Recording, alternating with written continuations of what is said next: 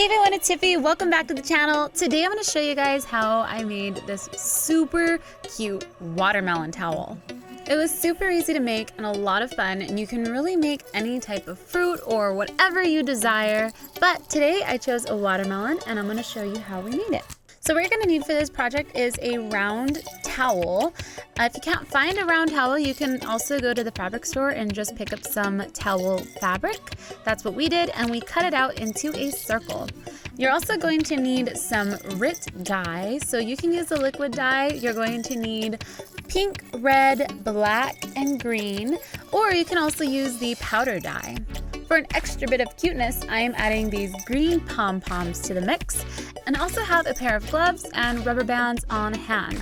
So the first thing we're going to do is we are going to go ahead and find the center of our round towel. You can do this multiple ways. You can fold it in half, or you can even lay it out on the floor and grab it from the center. Then I'm going to get a rubber band, and I realized later that this rubber band is just way too thin. So we just decided to use a piece of string to just tie it off because the towel is super thick. And the reason why we're putting on the rubber band is so that it can stop the dye from running too much. So you can see the rubber band is kind of loose, so we fix this later, but you get the gist of it. You're just going to tie off the middle portion of your towel, and this is going to be red. So here we're using a string to kind of tighten it since the towel is super duper thick. And then once you have that tied, we are ready to dye. So read the directions for the dye that you are using and follow those as needed. Now I'm grabbing a large bucket and filled it with some warm water and placing some of the red dye in it. I only have a spatula to mix, so I'm going ahead and mixing in the dye, making sure to mix in all the grains. Since it is a powder form, this one you have to take care and make sure that none of the actual little powder particles are on the bottom. So now I am placing in the middle portion of the towel into the red dye, and it is gonna look like you've murdered someone. But make sure you soak it all up. The dye is going to run a little bit past the line, but that's okay. So now we're gonna go ahead and take this outside, and I'm holding the towel while my mom is helping me squeeze out the excess water. It's always helpful to have a hand nearby, so she's just squeezing out all of the water so it dries quicker. And once we have this all squeezed out, we're then going to change the water, and we're going to start with the green dye.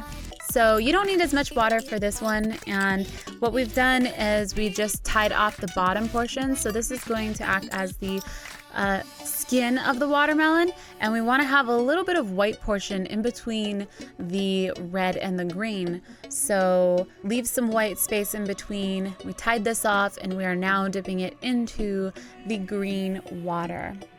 So make sure to soak it all up. And then we are going to repeat the same steps. We're going to take it outside, squeeze out the excess water. If you want it to be a more vibrant green, you can add more dye or let it sit in the water longer so it absorbs. But if you're happy with your green, squeeze out all the excess water. So untie the ties, and we are just going to open up the towel. And we're setting it outside in the sun to dry. It looks super cute. So while that's drying, I'm gonna go back inside and prepare a template for the seeds. So I am just drawing a teardrop shape, and I'm grabbing an X-Acto knife. Try to keep your line smooth, but it's not that big of a deal if it's jagged because you are going to be adding some paint on this. And if you do it while the towel is still wet, it will bleed more. So keep that in mind when you are adding the seeds.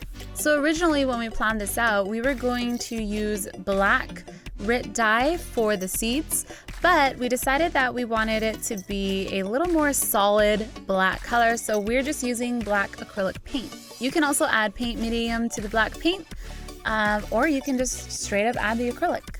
So now that your towel is dry, it wasn't completely dry when we did this. We let it sit outside in the sun for about an hour. You're going to grab your template and a sponge or brush, and you're just going to bat on the black acrylic paint in your teardrop shaped template, and that is going to create the seed.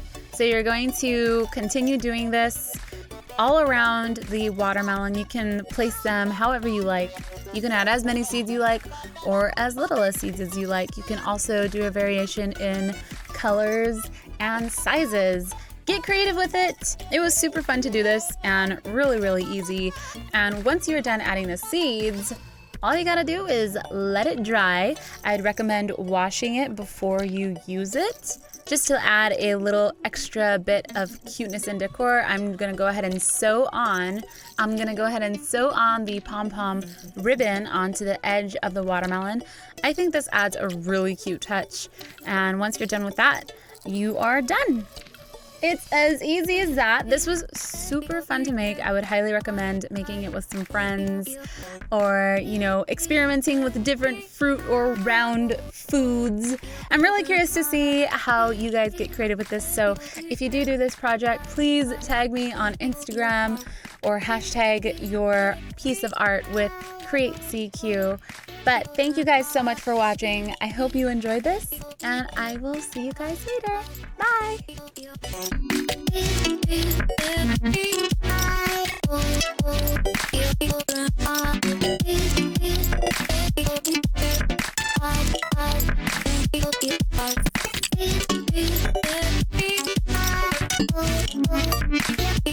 Bye.